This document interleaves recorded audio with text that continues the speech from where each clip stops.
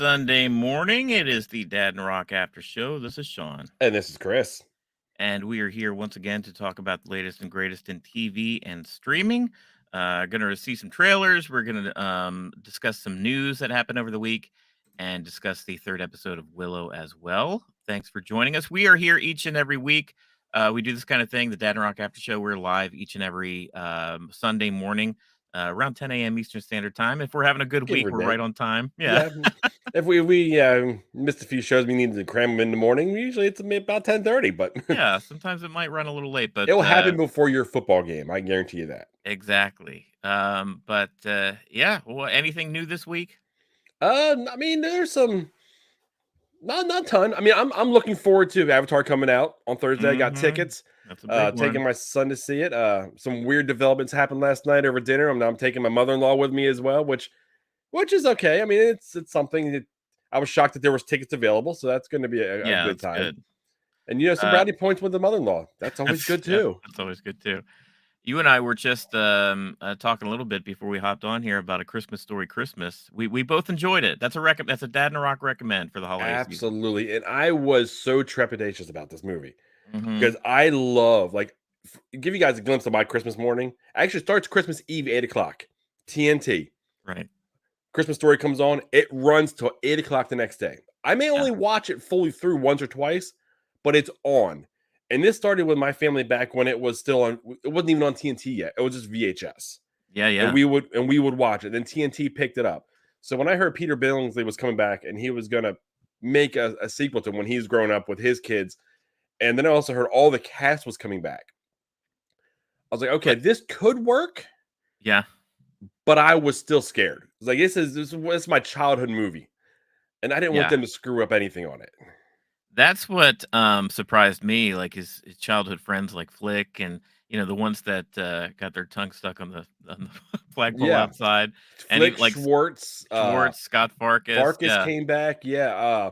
Even as much, I don't know if you caught this, but one of the elves at Santa was the same guy.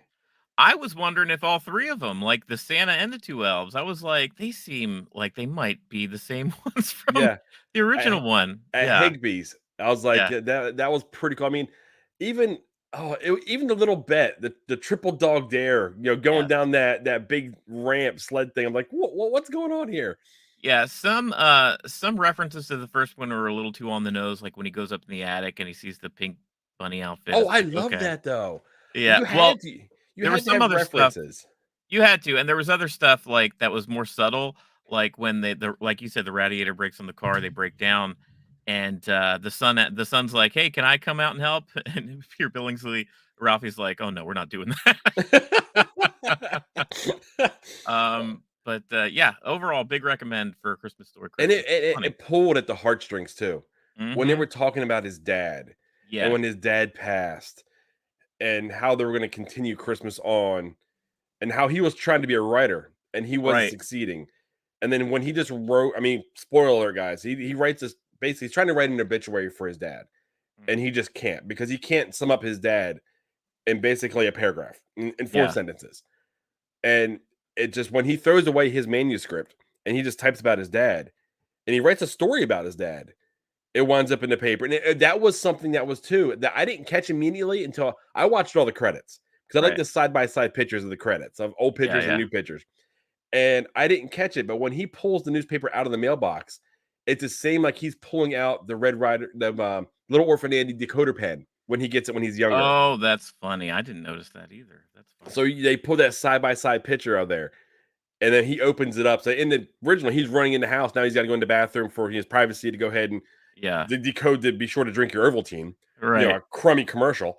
And here he's opening up, seeing his story with his dad on the front page rather than in the obituaries. You know what got me too is that like these films can be watched side, but you could always almost do a marathon where you watch one, then the other, then the other, then the other, like back and forth, because they meld into each other so nice. Because once Ralphie does actually get that story published, you start to read it out loud, and you find out that it's the beginning narration of it goes right into the movie. Yeah. Now, see, that's what Janessa was asking me. So, do you think that TNT will play these consecutive, back to back, instead of having one Christmas story going?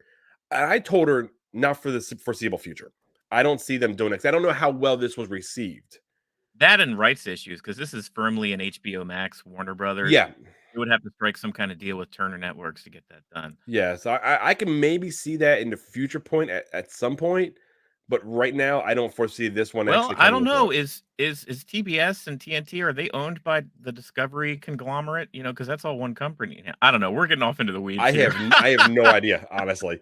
But Yeah, yeah, I because mean Warner that's Brothers Discovery, if that's one entity now, then it's actually not a big deal. But yeah, we'll see. I mean, that's a high recommend.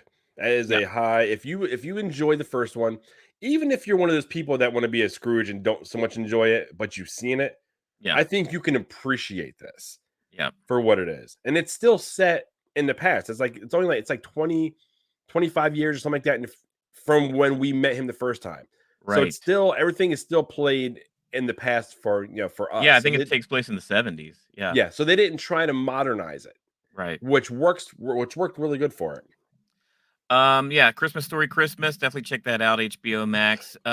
There were a big couple of Star Wars trailer drops, on this channel, and when we go live, we have to cover if there's Star Wars news, you and I got to talk about it at least a little bit. Yeah, we got Um, to cover it. yeah. So let's just watch these couple trailers. We got the Bad Batch season 2, and then we've got the trailer for the sequel of Jedi Fallen Order. Let's do this. Let's do it.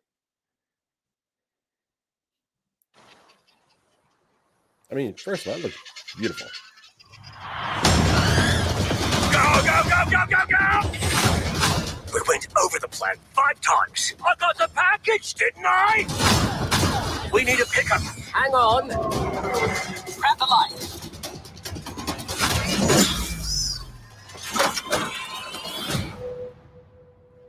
Omega's doing more active role, it looks like. So, this is the top team. The rogue clones on the run from the Empire, huh? Hello. How juicy. The Empire's growing stronger. We should be doing more. You want to really be free? Then pull off this heist, and you can have a future. Rumors are more and more clones have been questioning the Order. Then they're traitors, like the Jedi. You all gave up everything because of me. We made the right choice, Omega. But there are others out there who need our help. What sort of treachery is this? Stay back!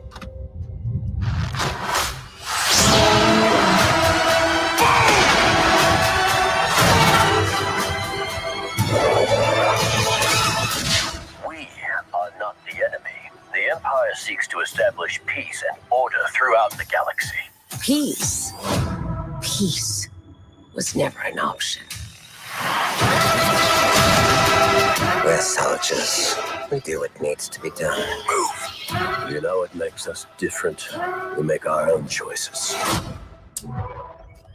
What do you need, Rex? Any chance I could use you for a mission? Parents, The Bad Batch. New season streaming January 4th, only on Disney Plus. I know I said, well, let's watch both real quick. Let's talk. Let's just give a minute here. What do you think right off of the hand? I want to like it. Yeah. I have no faith. I'm Right. gonna watch it. So I'll be straight. I'm gonna watch it January 2nd, 3rd. It was early January. I can remember. Right. But it looks fantastic. That was the first thing I thought when I seen that first, the visuals, the first animation. I'm like, man, that looks phenomenal. Mm-hmm. But I was so ready and so wanted to like the first season, and I didn't. Yeah, I think it's funny that they say parents streaming in January or whatever. Like, hey, what about me? I'm looking forward to it. I'm a parent. It's not just for the kids.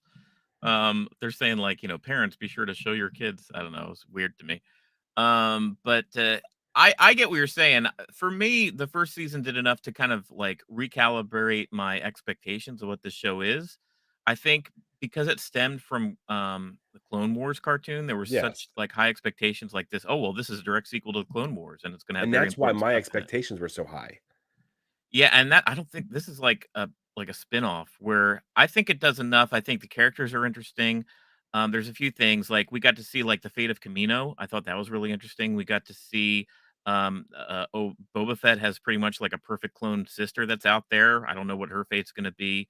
And we got to see some interesting Order 66 stuff with like Kanan and stuff. I think this show is meant to be like interesting and show some like things you maybe didn't think about during that era and maybe some flesh out some storytelling around that era. But I don't know if it's necessarily should be taken as like, well, this is a sequel to Clone Wars and it's very important. I don't know. Yeah.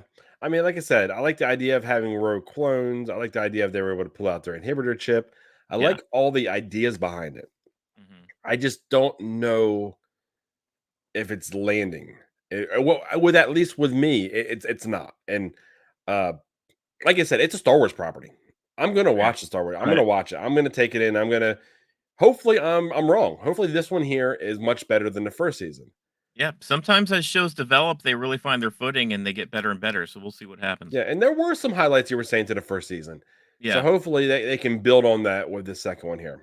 All right. Let's see the sequel with Cal Kestis here, the upcoming game, Jedi Survivor. The order is gone. I was betrayed by the one I trusted most. I will not be imprisoned again.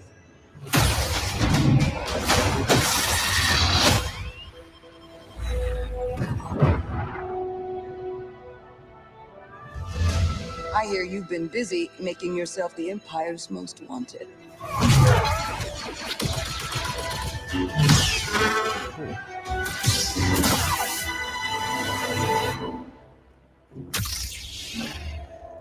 A Jedi. Remind our friend here why his kind are supposed to be dead. Here we go. Double blades. After all we've done, the Empire has only grown stronger.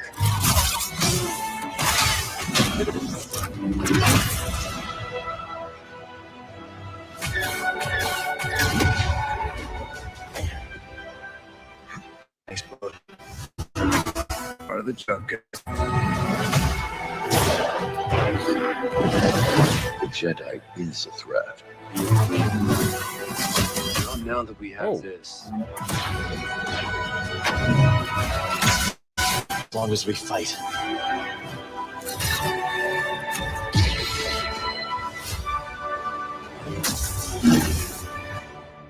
Hope survives.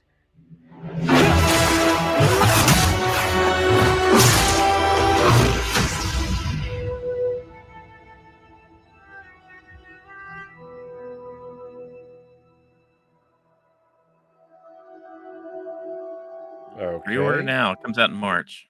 Did you catch the nod to the prequel series? Not the prequel series, the sequel series. The sequel movies? Yeah, sequel movies. Oh. He had a T-shaped lightsaber. Oh, like I did notice that. Yeah, I caught that. I was like, oh, that's kind of.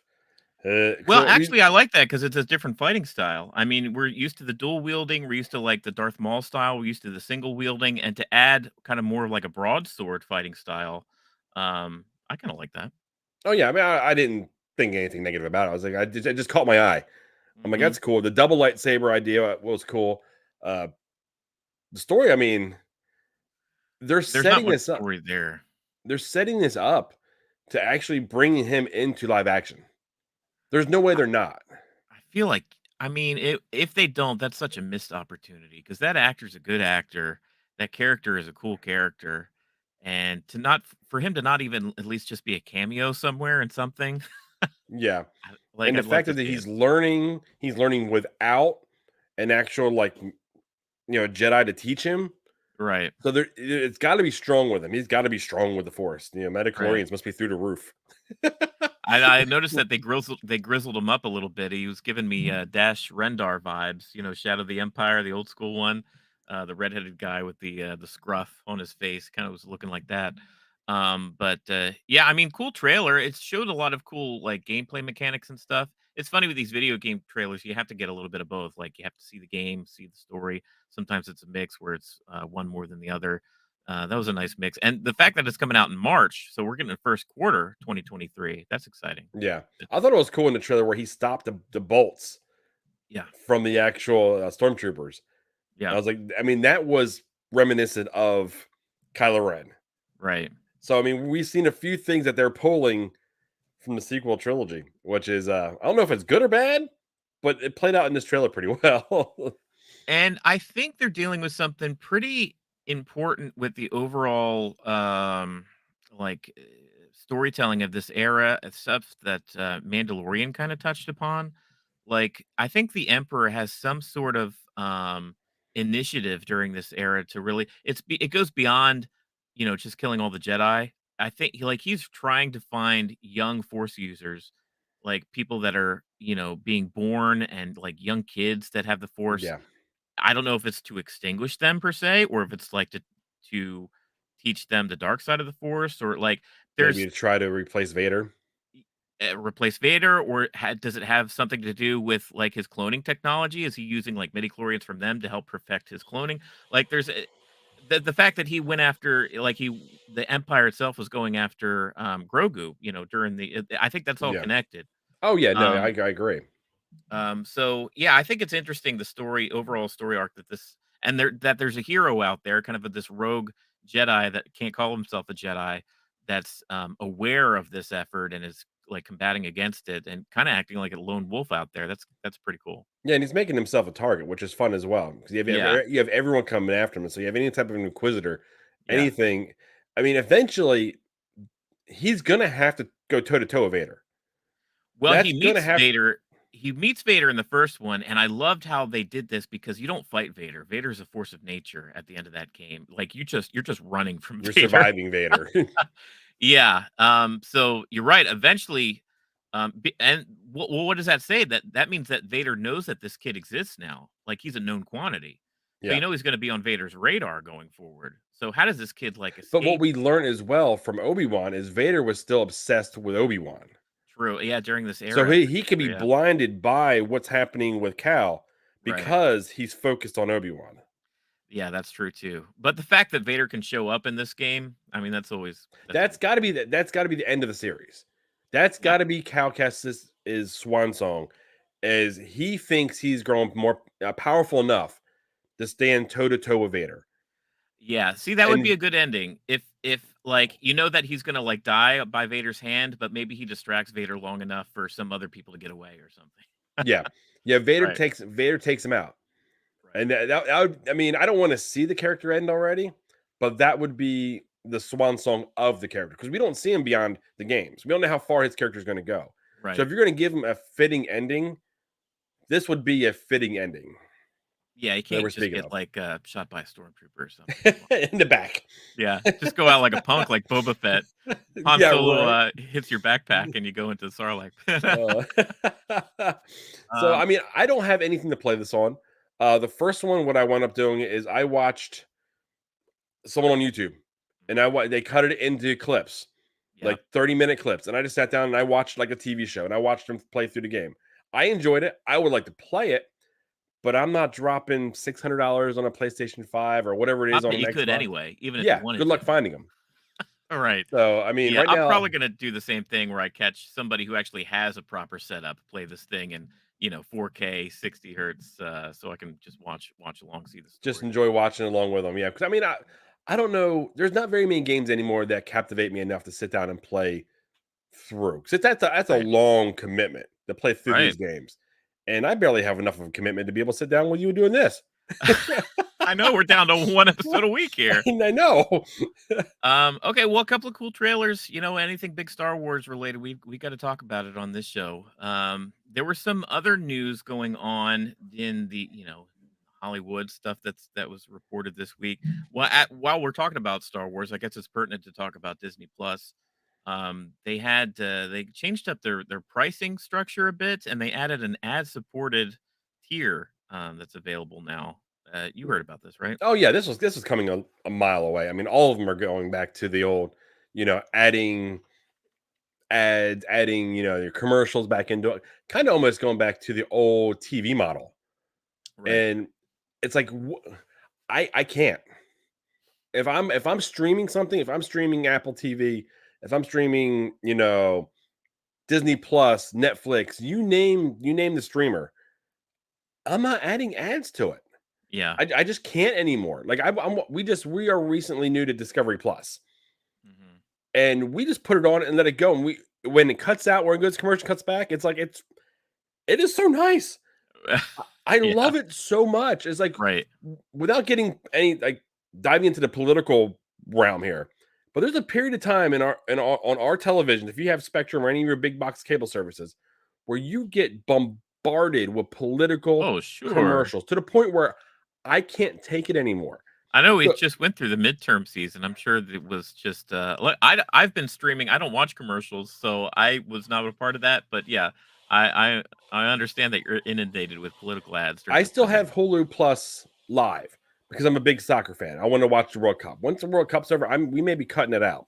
Right. But it's one of those every 10 seconds. And when it got to the height, it was 4 commercials in a row of just political ads. Yeah. And I'm like, I can't, no matter where you were. So when I turned on, we watched Gold Rush last night on Discovery Plus, which airs on Friday nights. All you gotta do is wait one day and it's there commercial free. So the fact that I will pay more to avoid commercials on any platform.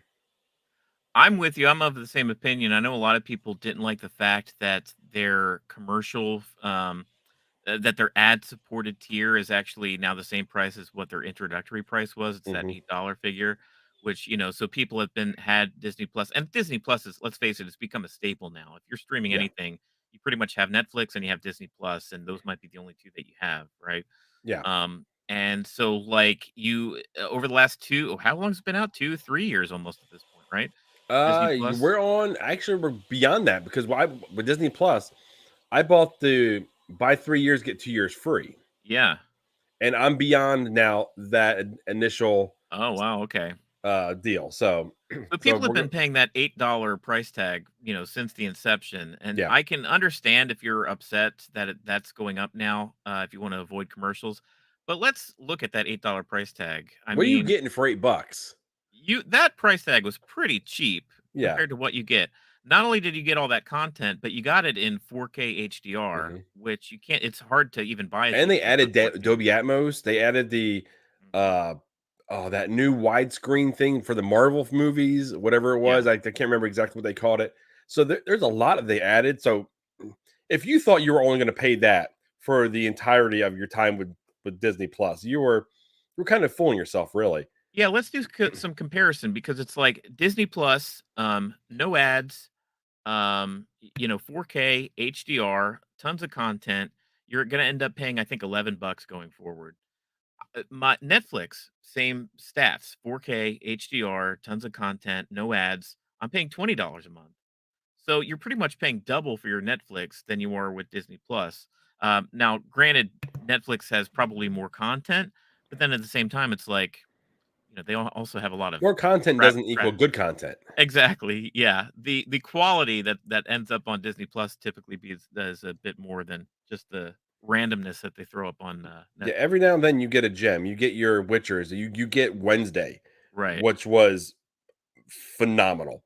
But that's a whole nother fight. Oh, look at that kitty! Oh, hi Max. He wants to join hello the there. His name is Max, but I did not name him after HBO Max. Okay, well, I was hoping we weren't going to get some cat butthole there. Oh, there it is! There we go. Oh man, but yeah, apparently Disney put out like some type of study. I don't know if they walked into their local mall and pulled a Family Feud. And you polled the top 100 people, right? And trying to figure out how many people would still subscribe to the higher amount or would go to the actual, the ad supported level. Yeah. And they said 20% of the people would actually go to the ad supported level. Yeah. And I'm like, I don't see that. I don't know. It's hard for me to picture that just because I don't know where they're placing the ads. If they're just going to be in the beginning, okay, if we're going to put 1 or 2 ads at the very beginning, and they're probably just going to plug their own stuff, to be honest with you. Or are they going to pull YouTube and you're watching it, and all of a sudden it goes to a commercial Yeah, YouTube's gotten randomly. bad. It used to be just like in the middle, like an ad roll in the middle, and it was just like one ad. But yeah, it's gotten where it breaks up the video multiple times. Yeah, it can get irritating. Sometimes you can skip, sometimes you can't. So it's it's a little bit of a pain. But yeah, I'm just curious. I have no intentions of finding out because I've got no intentions on changing. I'll pay the little bit higher of a dollar amount. The only one I think I have ads on. No, that's not even true. I was gonna say I even have Peacock Premium. Yeah, I do too. So I mean, all the streaming ones, I have the premium service, so I don't deal with the ads because I just don't care for them. I'm of the same way. I got pretty much subscribed to everything. Well, we have a household where some stuff I pay for and some stuff other folks in the household pay for. So we pretty much have everything. It's carte blanche here on our Roku devices here at the house. But yeah, I intend to just basically do the upgrade, pay the additional $3 a month to keep ads off Disney Plus. I watch too much Disney Plus. I mean, usually, look, there's a show we're watching Willow right now. I don't know for how much longer. But we're I may watching see Willow. it through, but I'm not Yeah. sure exactly how committed I will be to it. But yeah, there's always something good to watch on Disney Plus. So I think it's the opinion of you and I both that it's worth it. Yeah. Now, that being said, that's a slope, right? So it's How like, far can they push it before it's not? yeah, are they going to just do like an annual price increase from now on just because they can? Then it you start to question, like, is the juice worth the squeeze there? Well, then they're going to Um, start running into the possibility of people. Okay, Star Wars is coming out. Okay, I'll use Mandalorian. Mandalorian's coming out March 1st. I'm gonna go ahead and subscribe March 1st. I'm gonna keep it for 8 weeks or whatever it's gonna be for the run, and I'm gonna cancel. They're gonna run into the same thing that Netflix had, or still has their issues, where people will just subscribe when the show comes out, watch the show, then cancel. And that's still the argument for streaming services. I keep hearing this, people complaining, it's just like cable now. It's blah, blah, blah. Cable, I have to pay one really high price tag. And what I get is a package of maybe a third of the channels that I'm actually only Yeah. interested in, and then a bunch of channels that I never even tune to. And that's it. Like, that's my option. And you have to pay for it. You're in a contract where you're stuck in a year or 2 years or whatever. Well, that's the thing of the past, actually. Unless you go with direct TV, like all the Oh, spectrums, okay. all the See, it's big been that long since I've had cable that I yeah, don't all the know. big like traditional cable like companies. It's a month-to-month thing. You can cancel at any point with no penalty. But still, I mean, the streaming is still more fine-tuned. Like, Mhm. say, oh, there's a big show. There's The Last of Us coming out on HBO Max next month. Oh, I'm gonna subscribe for the run of Last of Us, and then once it's done, I'll cancel it. Well, dude, You I don't. canceled it because they can't provide you 4K content.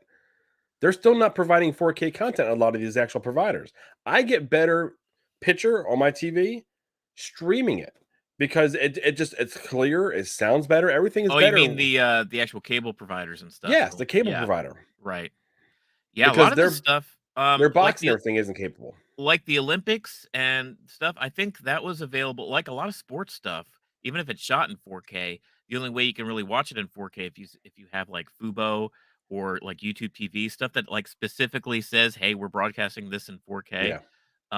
Your typical cable provider isn't going to have that. So, Nope. They just don't have the technology yet to be able to which provide it to you. astounds me, by the way, because it's like not 4K is not new, guys. No, it's been out for quite a while now. 4K TVs have been out for, 5 years plus at least. Like, how come we don't have technology that supports it? Like, you still have to go get like 4K Blu-rays or stream 4K content. I don't know, whatever. But they haven't even bumped their game up to 1080p. Like, even if stuff was broadcast 1080p HDR, it would still look 10 times better than what cable, because cable typically provides like 720, I think, a lot of channels. I think Spectrum you can get it in 1080. Okay, That's the once highest again, it's been a while since I've had cable. So that's the highest they wind up going and then really they're handcuffed by their technology. They have their boxes. The Yeah. boxes that you put in your house, it won't give you any more. Right. So I mean, you go to Best Buy on Black Friday and you spend 900 whatever for a big 4K television and you got Spectrum, you're not getting the quality. You just wasted your money. You might as well have bought a 1080. quite I know you frankly. might as well have just bought a 1080 I or don't even or think you one. can anymore, actually. But I don't know. I don't know. But okay, yeah. So there we go. Disney Plus raising prices. You and I think it's okay for right now. for the time being, yeah. For the time being, yeah. Another big news announcement this week. I wanted to talk a little bit about. There's big shakeup at DC and Warner Brothers. We kind of touched on Warner Brothers a little bit. So they hired a guy named I think Peter Serafitz and James Gunn, who we James know. Gunn, yeah. James Gunn is the director of the Guardians of the Galaxy movies, of the latest Suicide Squad movie, and he did a favorite of yours and mine, Peacemaker, last year. Huge. I mean, that was a huge shakeup. I think they're pretty much giving the keys to the DC kingdom to these two guys. I feel like, I mean, for all intents and purposes, and all the rebooting, they are wiping the slate clean. Yeah. And they're like, this hasn't been working. And apparently they're going to go to Warner Brothers with a 10-year plan. They say, this is what we plan on doing. Now, 10-year plan is all fine and good. But if the first 2 years suck, there's no 8 more years to go with it. Yeah, exactly. That's funny. Yeah, you have to make a splash, right? Like Yeah. you have if you're introducing a new world, then you're going to have to like bring something to the table. It's funny because there's some hemming and hawing. It's kind of sweet and sour as far as like this shakeup, because it felt like DC was starting to get their footing a little bit with some of the stuff that was coming on. Um, I don't know if I'd go that far.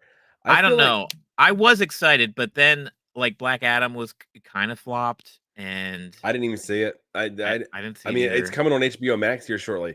I'll probably sit down and watch it. I haven't see. I like The Rock. I'm not a Superman guy, so Right. okay, I'll see Superman. I'm bitter that Cavill walked away from The Witcher The to Witcher, yeah. do Superman, which may even be in limbo now.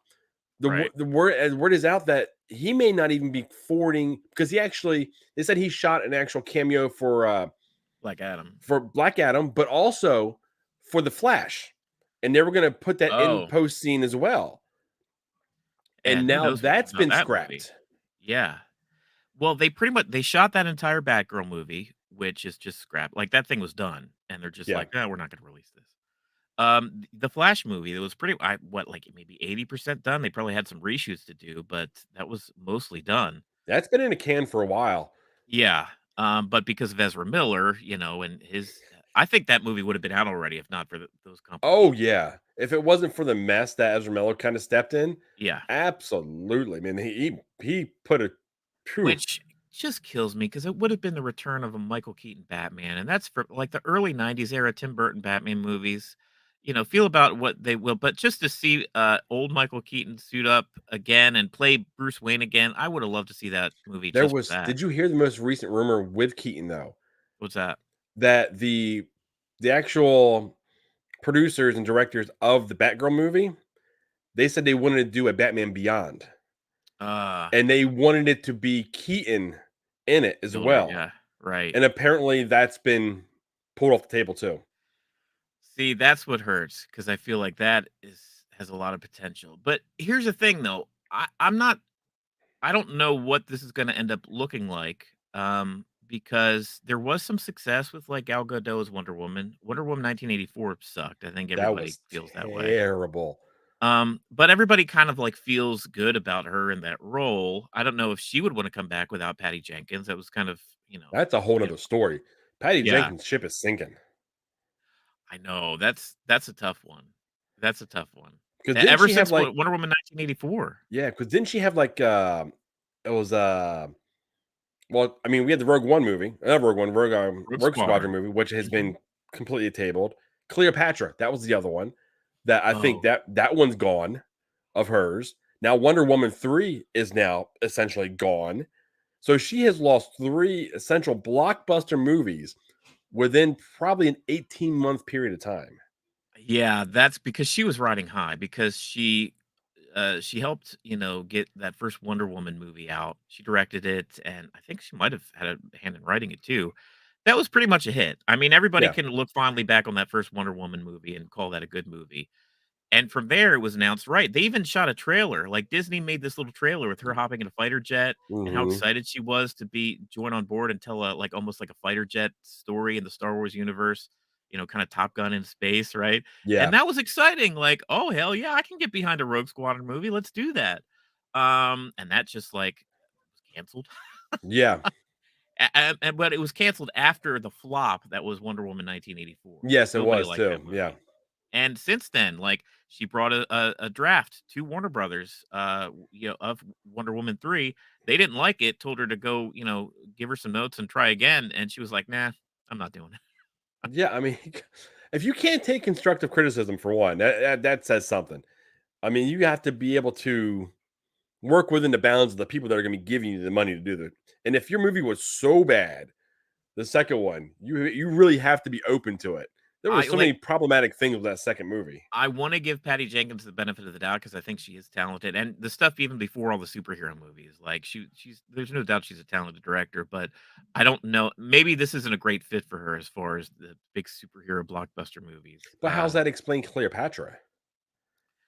I don't know. Well, I don't know. Cleopatra could have been another movie that the studio would have put a bunch of money behind too. Or was this another scheduling conflict? Right. Yeah. They always say they didn't part ways. There were scheduling conflicts. Yeah, sure. In the days of Apple calendars and everything. Right. But yeah, it's funny because we're kind of in this limbo right now where we don't know what's getting the axe. It was kind of like the same position that we were in, I don't know, 6 months ago when Zaslav took over Warner Brothers as a whole. Right, Yeah. because we started to see like CW shows He was get pulling canceled. the plug on everything. It's like, this isn't making money. This isn't making money. This is terrible. We're fixing this brand as a whole because you guys, Comcast has ran it into the ground. Yeah. So or AT&T, I think it was. It was AT&T. Yeah. So like we're gonna fix this, and when are we gonna see the fruits of this? Like we're gonna cut it down to the base and replant this whole ship. I don't know. Well, what's funny is that the DC universe itself, the DC Comics universe, has always been, they're the kings of rebooting the DC universe. Like every 15, 20 years, they just do a crisis. And you say things are getting stale with their comics. To boost sales, they do a crisis where there's this big expanding universe threat that changes the face of the DC universe in the comics. They start with like, okay, now we got a Flash #1 after Crisis with brand new writers and artists, and they're used to doing that. So rebooting their universe is nothing new for DC in the comics, portion. Yeah. They've never really had to do that kind of large, big spread reboot in the movies, but I feel like you can, let's just call it a crisis. I would love to see one movie where you see Zack Snyder's Justice League and they're fighting this big crisis of Infinite Earths kind of thing. And at the end of it, it wipes the slate clean and you see maybe a new actor introduced as super or something along those lines. You start fresh. Because right now they're in a hard spot. Because Shazam has actually been successful for them. Mm-hmm. They now have Black Adam, who is kind of in that Shazam world, which it didn't do as well as they were hoping for. Right. You have Henry Cavill coming back, which everyone was over the moon about as Superman. Mm-hmm. I'm not a Superman guy, but seeing him as Superman is cool. It's just not my Superman. thing. Yeah. And then you have Aquaman, which has been successful, and you have Aquaman 2 coming out. So if they're going to reboot, they're wiping Zachary Levi, Henry Cavill, Jason Momoa. They're throwing out the good with the bad. Yeah. Yeah, they're getting rid of all of that, which has been the successful part of it. So that's where it becomes, do you do that? But you can't cobble it together. You can't get rid of the bad and keep the good because the good's going to reflect on the old portion. You know what I mean? It's kind of weird.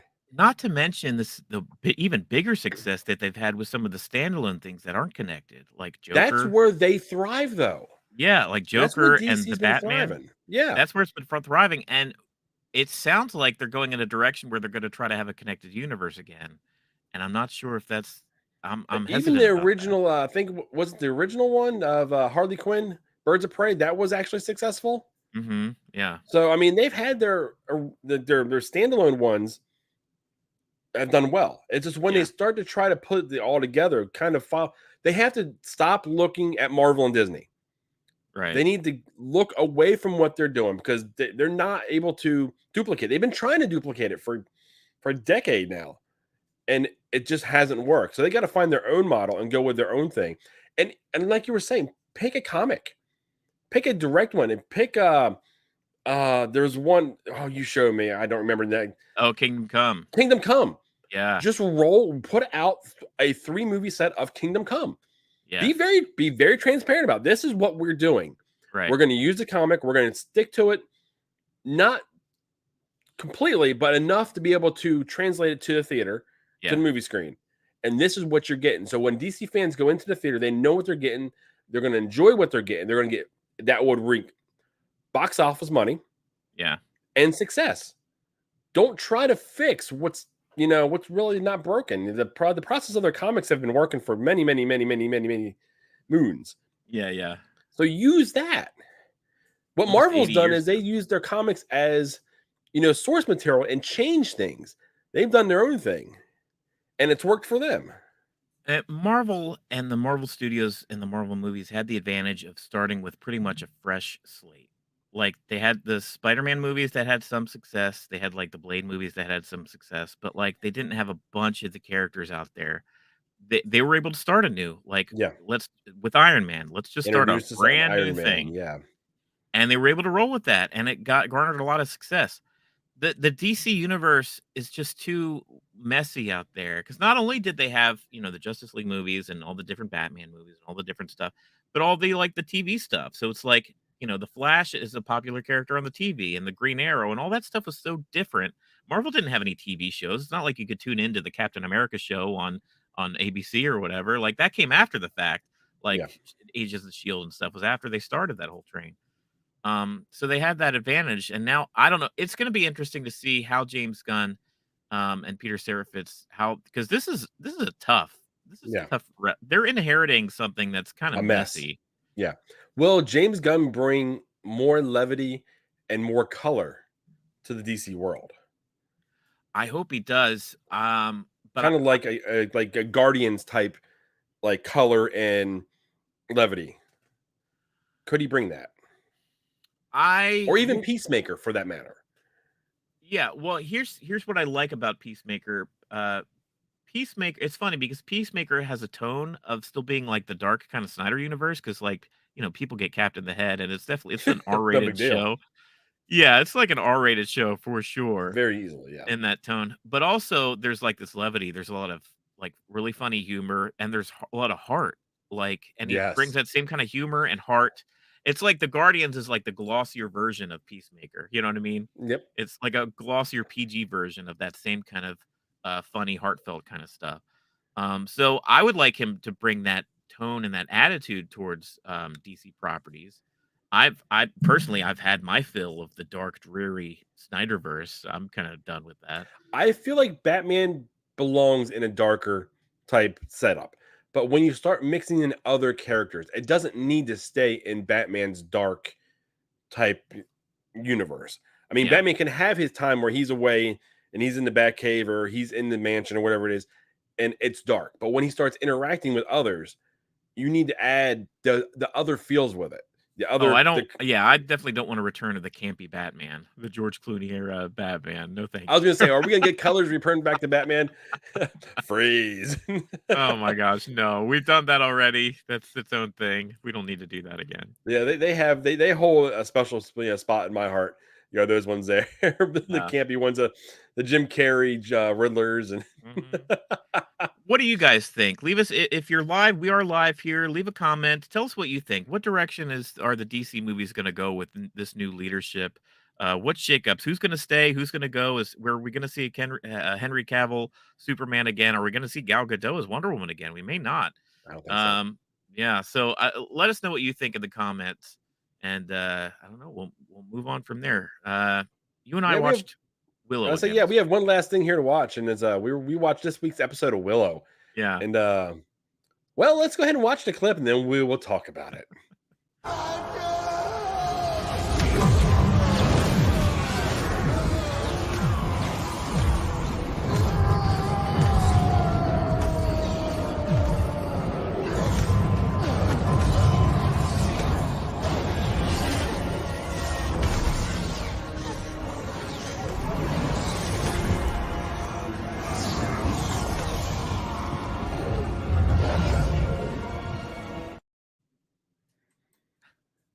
Yeah.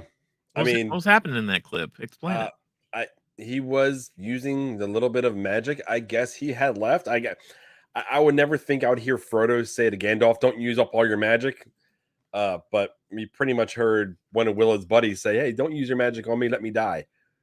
Is it limited magic? Is he at an age where like? Okay, I'm not gonna go there. Come on. We don't. So yeah, this show. It's not like a bad show. No, it's not terrible. Yeah, like when I'm watching it, I'm not like, oh my gosh, this is awful. It's just not when you start comparing it to the stuff that we've covered recently with, Game of Thrones, House of Dragon, and some of the other stuff. It's just like the writing is just a little slow. The acting is a little off, and it's just not as an enjoyable watch as everything else. I think you're being polite. I am, because I wanted to give Willow a chance, because I love Lucasfilm as a studio and the history of ILM and George Lucas, and it's not just Star Wars. He brought us in the Indiana Jones trilogy. Yeah. Those first 3 indie movies, like, they were as important to me as the original Star Wars trilogy growing up. I loved those movies. And Willow was not really one that I glommed onto, but like I wanted to give it a chance because it's kind of that same era, but it's just not quite doing it for me. I wanted to give the show the benefit of the doubt, and I am being generous, but it's just like, you were asking me, I was like, well, I asked you, did you watch it yet? And you said not yet. And I said, I did. So what do you think? I said, well, I was doing other things for the channel while I was watching it. Yeah. Now, saying that, I will say this is the strongest episode of the 3 so far. This one here was more enjoyable than the other ones, but it's still, it feels like there's things missing. It feels like you don't feel the relationships at all. You feel it. I don't know. It's hard to put my thumb on, because even the interactions between the characters, between the princess and her friend, right? I feel like there's, once she found out that she was letting her win rather than actually like pushing her, I don't feel the conflict. Like, you should feel the conflict between the two, and I don't feel that conflict at all. Unlike when I was saying, when we were talking about The Peripheral, one of the strongest parts about the show, The Peripheral, were the relationships between the characters. Yeah. This one here, I don't feel that relationship. I don't feel like they built it. I don't feel like they earned any of the moments.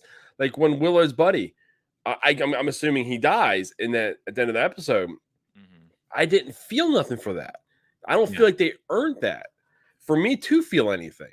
So I think that there's a miss in the writing because of that. You don't get the dialogue. The only thing you got was a little bit when we first met them, and then they basically told their families goodbye and they came with them. You had that one emotional period of time with Willow and his daughter. Yeah. And that's really the only emotion that's really been in the show to this point. Yeah, I'm of the kind of the same mind here. It's almost like they took Willow, which, look, that original movie, it was kind of a simple fairy tale fantasy movie, but they had adult characters. They had Willow himself was married with 2 kids. All right. So he was already an adult. We had Val Kilmer's character, who was like this adult rogue who had his own history. You could tell like he'd had adventures prior to the movie Willow. So that was interesting. And the woman that he falls in love with, like, she wasn't 21. She was probably older, late 20s, like she was a full grown adult. I feel like they took the Willow universe and they decided to adapt it into like a young adult novel series. That's a great comparison. Because this just, as I'm watching this just feels very much like reminds me of like Hunger Games, or even though like Hunger Games had a darker tone to it. Oh, Hunger Games was, looking back on I enjoyed Hunger Games. Hunger Games was messed up. Oh, if you look back and you think about it, you're like, ooh. Yeah, Hunger Games is probably a bad comparison because that's one of the darker young adult novels. But that general feel of like, okay, well, I'm watching people that are supposed to be in their late teens or early 20s come of age, but it's not just like one character that's a coming of age tale. It's like a group of characters where they're all the same age. And maybe because the older I am, I'm like not of that era anymore. And, I'm old enough to have a kid that's probably that age, So, oh man, you're aging us terrible. You know, come to think of it, yeah, if they're about 20. 20, they would be almost 20 right now. They would be that age. So yeah, that's what sucks. But that's what sucks. But you know what I'm saying? Like, it's hard for me to relate to that, you know. And I usually don't have that problem. That's probably my issue as well. I usually have no problem relating to the characters. I can either suspend the belief and put myself back 20 years, yeah, or I can just roll with it. I'm having a hard time rolling with it. Well, I think it's because it's like that's what a majority of these characters that we're supposed to be following, what they're like. I mean, we've got the son and the daughter of the princess from the movie, and we've got a lot of these side characters that are kind of that same age. There's only one that's older than Willow. You have the older guy that was in the prison. Yeah. And then you have Willow himself. They're the only two of an older age in the show. So and Willow is such like a side character still. And not only is he a side character, but they're adding some kind of plot development where it's like, well, he's not a good sorcerer, but they're not really telling us like why he never became a good sorcerer. And I guess they're holding that out, but it's like, but why is his magic limited as well? They're not telling us that either. I know nothing of the movie, so why is Willow's magic? Why can he use all of it up? Yeah. There's a lot of questions that they're not really answering. This is a trope. Like, I don't mind seeing growth and development in character. Like, if you want to reset Willow to where he had a promising future at the end of the movie, and then we find him and he's put his people underground. He's the chieftain basically of his group now, which he wasn't in the movie, but that makes sense. Okay, so he's like the main person there. And that's fine and good. And if you want to start him out where he's not very good at the magic, then like let me in on that. Like let me go on that journey with him, as opposed to like Willow himself not telling. Why isn't there dialogue between him and Silas, his friend, as to why he's not being able to do some of the short flashbacks. Yeah. Some minor things like that, just to give us some insight on the struggles that he's had with the magic. I don't want the mystery. I don't want to be questioning why Willow can't do stuff. Let me hear it from Willow himself. Let me be with him on that journey. You know what I mean? Let me not just wait for it and get it at the end, an explanation as to why he couldn't do it this whole time. I don't know. That's just like poor writing, in my opinion. Yeah, I hate being negative about shows. I really do. I mean, we try to do our best to watch shows and that we enjoy, that people enjoy watching, and just be glowing about them. We're critical. I mean, even though shows that we enjoy watching, we'll be critical on them. Yeah. Even if we really enjoy watching, like we're both going to watch The Bad Batch. We're probably going to cover The Bad Batch. You may be more glowing than I will be about it, but it's Star Wars. It's close to my heart, and I'm gonna enjoy it. Just maybe not as much as you. Yeah. So I think we've both decided, rather than being negative about Willow and kind of putting that out into the universe, we're not going to cover the remaining of the show, are we?